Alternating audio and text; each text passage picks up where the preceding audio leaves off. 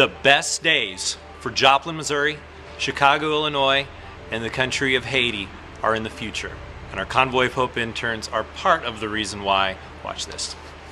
This is our fall 2011 intern team, and they just got such a good picture of everything that we do at Convoy. We went from here and we did a community outreach in Chicago and got to be a part of just what we do in the U.S.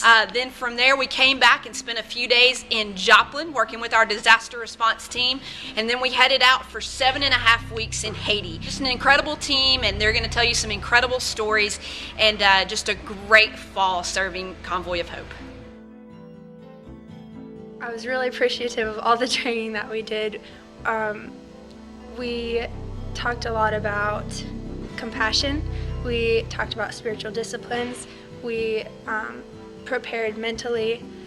We kind of prepared physically, but mostly we did a lot of learning about the culture that we were getting ready to go into. You can't really prepare for it 100%, but we learned a lot. We trained really hard, and I'm very, very thankful for that. It definitely prepared us for what we were going into.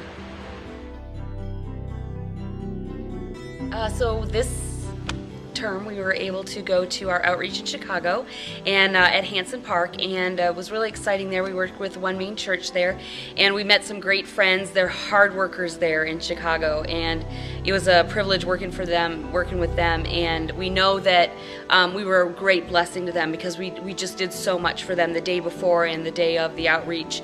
There were about 6,000 guests at that outreach. It was just a great experience to work with them and the love they had for their community. We were very excited to work with the disaster response team in Joplin, helping out with the tornadoes from earlier in the year. They had the store there, and we helped relocate the store, and it was good to be in the community again after responding initially in the spring, and then to come back and to meet those same people that have walked in their faith and strengthened, and we're glad to have the hope that we brought in there. Our team spent 7 weeks and 3 days in Haiti.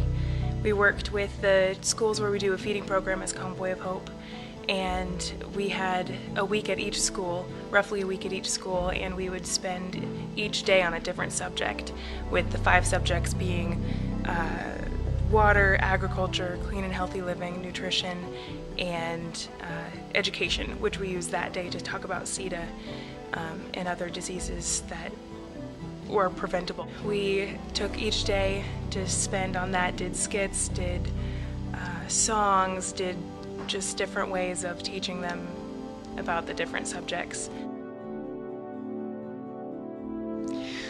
When we were in Haiti, we visited some different schools and orphanages where we would see children who were just completely depleted from energy and passion and life, from the different hardships of their life, whether it be from not being able to eat or not having enough love, not having anything to bring them hope in their life. Whatever it was, we would see physical and emotional versions of depletion. They would just be so tired and lethargic, and they'd have sores all over their bodies, or just be really tired. And the hardest part about it was just knowing that there's a solution, and not being able to fix it all at once, or not being able to take one home with you, or feed them all at the same time and make sure that you can protect them the rest of their lives, but knowing that it's not completely in your hands, that you can only do your part at that moment. It was a hard concept to grasp, but at the end of the day, it was beautiful to just love that one kid and know that you're changing someone's life a little bit at a time. So this was my first time out of the country, and it was really hard to see the amount of devastation in the country and in the people, and sometimes it's hard to focus on reaching just one person and being present in every school and every situation when the country is in such dire need, and there's so many people out there that need a meal and need someone to love them.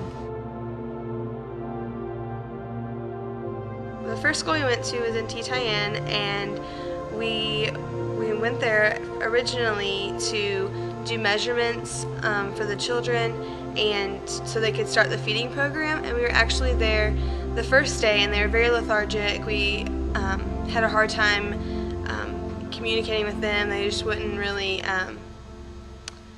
speak very much or anything. They were really quiet and just didn't say anything and sat there.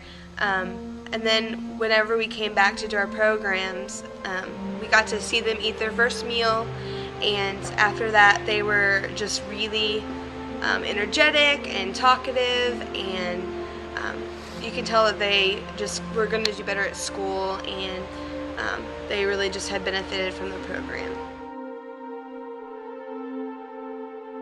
We're so surrounded with television, music, media.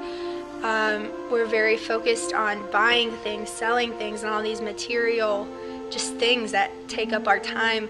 But when you enter into a culture where they don't have clean water at their disposal, they don't have toilets, they go to the bathroom wherever, you forget about those material things, and you're able to just let down your guard and just kind of take the lid off of that jar that you have everything stuck into, and just love on people, and to truly let Christ's love pour out of you.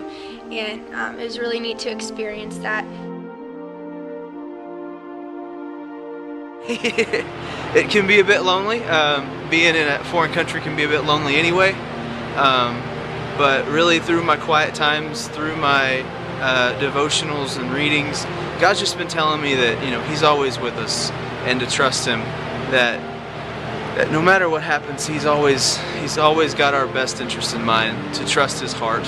I've been reading through the Old Testament, and at least 12 times in the book of Deuteronomy, God urges Joshua to go in, to fight, to be courageous, and not to fear, because He's got his back. So I'm going to read a scripture that really touched me. Is in Deuteronomy chapter 31:23.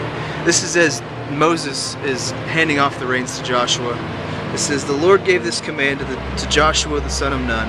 Be strong and courageous, for you will bring the Israelites into the land I promised you on oath, and I myself will be with you." He's always with us. He never forsakes us. We can be completely alone, completely by ourselves, but we're never really alone.